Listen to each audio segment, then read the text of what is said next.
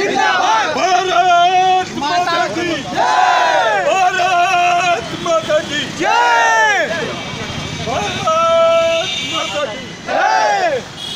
भारत के सम्मान में तेज बहादुर मैदान में, भारत के सम्मान में तेज बहादुर मैदान में, सेना के सम्मान में तेज बहादुर मैदान में, भाई बहनों के सम्मान में तेज बहादुर मैदान। आप देख रहे हैं इस समय तेज बहादुर यादव का जुलूस नामांकन जुलूस मेरे पीछे पहुंच चुका है। देश के कोने कोने से आए हुए जवान इस टाइम जुलूस में मौजूद हैं। आज तेज बहादुर यादव जो बनारस से पीएम मोदी के खिलाफ चुनाव लड़ने आए हैं, निर्दलीय है, उनका जुलूस यहाँ पे पहुँचा है। अभी थोड़ी देर के बाद वो कचहरी पहुँच के डीएम ऑफिस में कलेक्ट्रेट जाकर अपना नामांकन करेंगे। जैसे कि देख रहे हैं ज़्यादातर तेज बहादुर यादव के जुलूस में ज़्यादातर सैनिक, पूर्व सैनिक ही मौजूद हैं जो बाहर से आए हैं। लोकल लोग नहीं दिखाई दे रहे। साथ में एक दान पेटिका भी लिए है। जिस तरह के तेज बहादुर यादव का कहना है कि हम चुनाव पब्लिक फंडिंग करके यानी क्राउड फंडिंग करके चुनाव लड़ना चाहते हैं। साथ में दान पेटिका भी लिए चुनाव लड़ने के लिए। उन्होंने अपने पॉकेट से उतना पैसा नहीं लगाया है, वो लोगों के पैसे भी चुनाव लड़ रहे हैं। सर कटा सकते हैं लेकिन सर झुका सकते नहीं, अपनी आजादी को हम हरगिज मिटा सकते नहीं।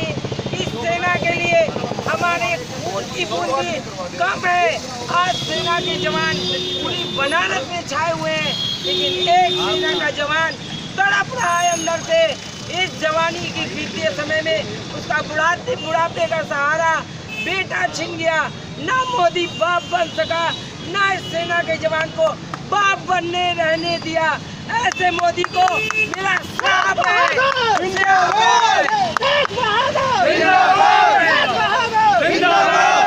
आज बाप के दर्द को ये तेज बहादुर और उसकी माँ तेज बहादुर की बीवी इसी जुलूस में उस दर्द को कोई कैसे सुनेगा।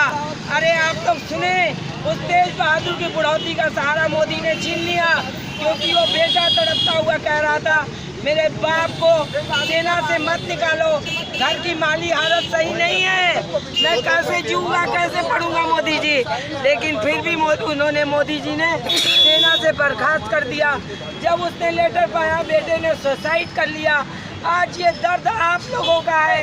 मोदी पे हल्ला बोल, हल्ला बोल, हल्ला बोल। बताना चाहता हूँ ये कोई तेज बहादुर है जिन्होंने सेना में खाने की क्वालिटी को लेकर अपनी आवाज़ उठाई थी। अपनी आवाज़ उठाई सोशल मीडिया पे, उस वीडियो को वायरल किया था जिसकी सजा उनको सेना से बर्खास्त करके मिली है। हमारे साथ तेज बहादुर सिंह मौजूद है, आइए थोड़ा उनसे बात करते हैं। तेज बहादुर भाई, हमको थोड़ी सी एक बात बताइए, आज जो आपको नामांकन के लिए जो जुलूस निकालने की जो परमिशन थी, उसमें क्या आपको प्रॉब्लम आई है?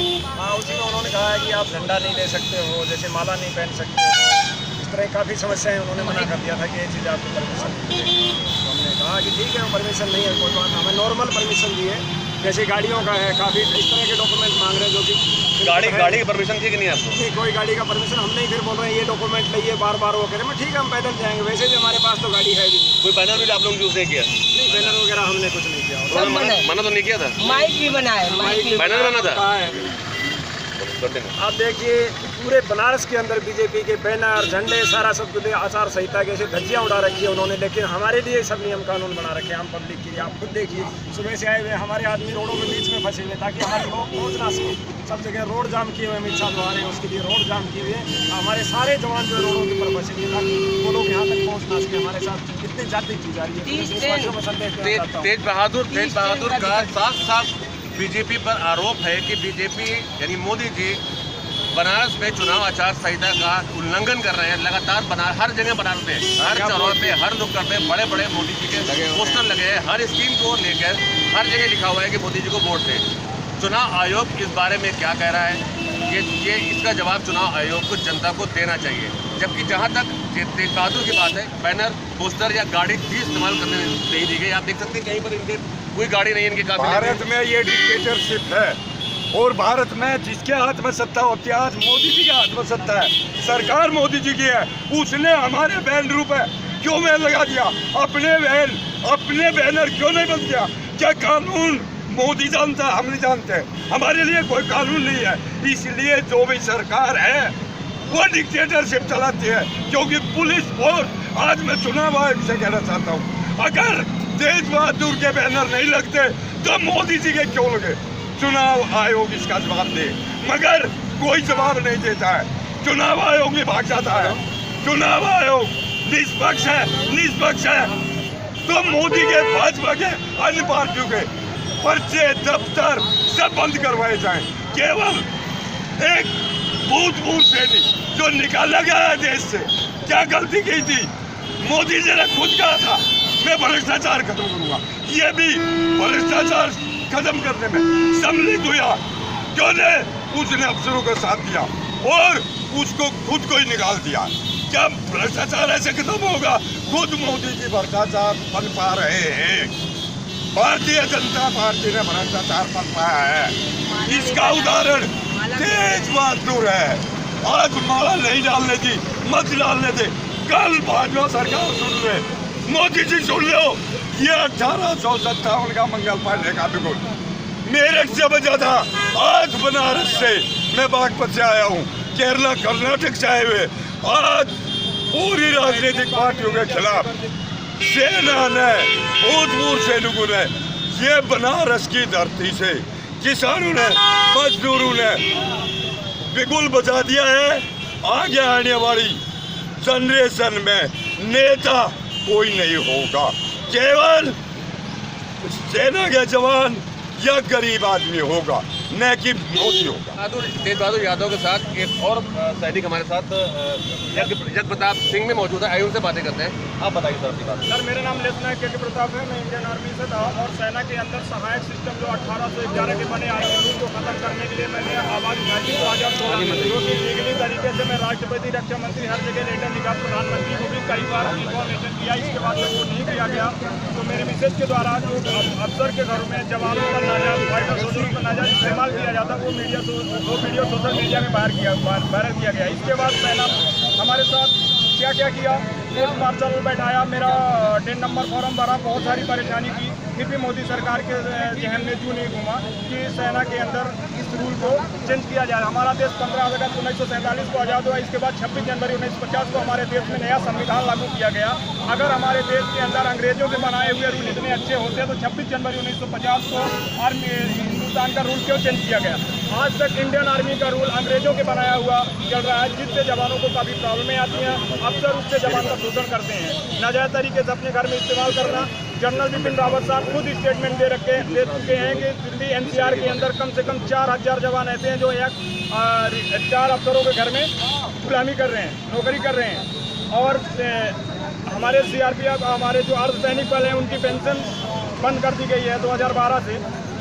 एक बार नेता बन गया तो उसकी लाइफ टाइम पेंशन होती है। जो जवान सरहद के लिए सरहद में रात दिन ड्यूटी करता है उसकी पेंशन बंद कर दी गई। इससे शर्मनाक चीज़ और क्या हो सकती है? आज हमारे देश का जवान रोड पर खड़ा हुआ है। देश के अंदर देश को चलाने के लिए 2 ही बुनियादी ज़रूरत होती है, एक किसान और एक जवान। किसान का ही बेटा जवान है जो सरहद को सील करके रखता है। इसी के कारण देश के हर नेता, हर व्यक्ति सुरक्षित और अच्छे ढंग से रहता है। आज तेज बहादुर यादव का कोर्ट मार्शल कर दिया, पंकज मिश्रा का कोर्ट मार्शल कर दिया, राय मैथ्यू को देवलाली कैंट में आर्मी के द्वारा मारकर फांसी लटका दिया गया। एक मैं था जो मैं केस लड़ा, मेरे साथ में मेरे सहयोगी कपिल सर, हरवाल सर और सापा सैनिक के कुछ लोग थे और मेरे एडवोकेट जॉर्ज पीजे तलवार सर थे, जिसके कारण मैंने केस जीता।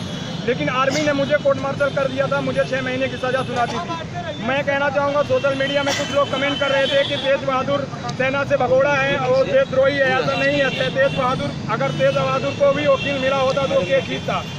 देश के अंदर में मोदी जी बोलते हैं, जब 2014 में पहली बार प्रधानमंत्री मिले तो उन्होंने बोला कि ना मैं करप्शन करूंगा न करने दूंगा। लाल किले दिल्ली से उन्होंने ऐलान किया।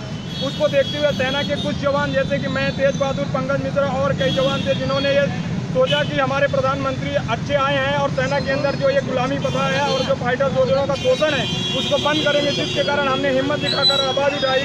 उसका श्रेय ये हुआ कि तेज बहादुर को इतना प्रताड़ित किया गया, कोर्ट मार्शल कर दिया गया। कोर्ट मार्शल के बाद इनका एक ही लड़का था जिसको ये समझ में आया कि मेरे पिताजी को आर्थिक और समस्याओं से जूझना पड़ रहा है, जिसके कारण उसने अपनी आत्महत्या कर ली। आज इनके पास में कुछ नहीं है, सिर्फ एक इंसान खड़ा है जिंदा। ये सिर्फ और सिर्फ हमारे देश के प्रधानमंत्री की वजह से, अगर वो दिल्ली लाल किले से नहीं बोलते, हर नेता, हर मंत्री की तरह, हर प्रधानमंत्री की तरह वो भी देश को चलाते चुपचाप के जो भी हो रहा है, तो हमारे देश के जवान हिम्मत नहीं जुटाते। सिर्फ उनकी वजह से हमारी दुर्दशा हुई है। इसलिए आज हम बनारस के अंदर हम MP से आए हुए हैं, बहुत सारे लोग बाहर से आए हैं, हरियाणा पंजाब से तेज बहादुर के सपोर्ट में आए हुए हैं और हम प्रचार कर रहे हैं कि मोदी जी के भारी मतों से हम हराएंगे। ये मेरा संकल्प और दृढ़ संकल्प है, क्योंकि जो भी गलत काम किया है मोदी जी ने किया। सेना के अंदर आज तक कोई चेंज नहीं किया। सेना के अधिकारियों को सारी फैसिलिटियाँ देती हैं, किसी भी चीज़ में आप देख लीजिए। सेना का जो 7 पे कमीशन है उसमें कुछ नहीं दिया हमको, आरोपी नहीं दिया। हमारा जो समान डिस्पेलिटी पेंशन है वो नहीं दिया। एक ऑफिसर को 1.5 लाख रुपए दे रहे हैं, एक जवान को 15,000 रुपए दे रहे हैं समान डिस्पेलिटी। बहुत सारी प्रॉब्लम है। आज मैं अर्धसैनिक बलों को पेंशन का हकदार नहीं दिया। क्यों नहीं दिया भाई? शहीद का दर्जा नहीं दिया। पुलवामा अटैक में हमारे 40 जवान शहीद हुए, उसके नाम से प्रधानमंत्री जी पूरे दुनिया में डंका पीट रहे हैं कि हम स्ट्राइक किया, हम वोट लेंगे, हम जवानों के साथ हैं। जब हमने पाकिस्तान में एयर अटैक किया, ये पहली बार नहीं हुआ है। हमारा देश जब से आज़ाद हुआ है, हर शासन में, हर सेना, हर सरकार में हर सेना अपनी एक्टिविटी करती है। किसी मोदी की सरकार में नहीं है। जो उन्होंने एक सैनिक को अपना वोट का जरिया बनाया, ये बहुत गलत है। क्योंकि सेना पूरे देश की है, ना कि एक राजनीतिक पार्टी है। देश का मजदूर से लेके और करोड़पति तक व्यक्ति टैक्स देता है, उसके टैक्स से हमें पेमेंट दी जाती है। इसलिए सेना एक व्यक्ति की नहीं है, हर आदमी की है और हर आदमी का अधिकार है। मोदी जी व्यक्तिगत अपने आप को कहें कि सेना हमारी है, वो गलत है। और वो अपना वोट बैंक बना रहे हैं, अपने जीतने का प्लान बना रहे हैं। ये बहुत गलत और बहुत अन्याय है। बड़ा आरोप लगाया है कि मोदी जी सेना के जवानों का, सेना की जो एक्टिविटी होती है उसकी कार्रवाई दूसरे देशों से होती है। जो रिवेंज वाली बातें होती है, अभी जो कुछ दिन पहले पाकिस्तान में इंडियन आर्मी ने, इंडियन एयरफोर्स ने एयर स्ट्राइक किया था, उसको लेकर जवानों में गुस्सा है। उनका कहना है कि हर सरकारों में ये काम होता है, सिर्फ बीजेपी सरकार में नहीं हुआ है। इसको लेकर सेना के जवानों में बहुत गुस्सा है। देख लिया है, देखेंगे। देश हमारा आपका है, नहीं किसी के बाप का है। सड़क हमारी आपकी है, नहीं किसी के बाप की है। जो हम पे टकराएगा चूर चूर हो जाएगा, जो हम पे टकराएगा चूर चूर हो जाएगा। चौकीदार वापस जाओ, वापस जाओ, वापस जाओ। चौकीदार होश में आओ, होश में आओ, होश में आओ, होश में आओ, होश में आओ। पानी के दलालों होश में आओ, होश में आओ, होश में आओ। होश में आकर शर्म करो, शर्म करो, शर्म करो। शर्म नहीं तो डूब मरो, डूब मरो, डूब मरो। लोकतंत्र में गुंडागर्दी नहीं चलेगी, नहीं चलेगी। लोकतंत्र में तानाशाही नहीं चलेगी, नहीं चलेगी। मोदी तेरी गुंडागर्दी नहीं चलेगी, नहीं चलेगी। मोदी तेरी तानाशाही नहीं चलेगी, नहीं चलेगी। मोदी तेरी तानाशाही नहीं चलेगी, नहीं चलेगी। बहादुर के सम्मान में, बहादुर के सम्मान में।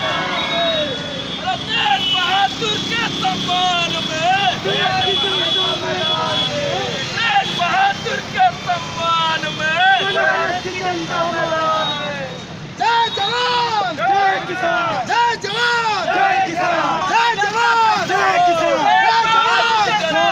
हमारा नेता कैसा हो, तेज बहादुर जैसा हो। नकली चौकीदार वापस जाओ।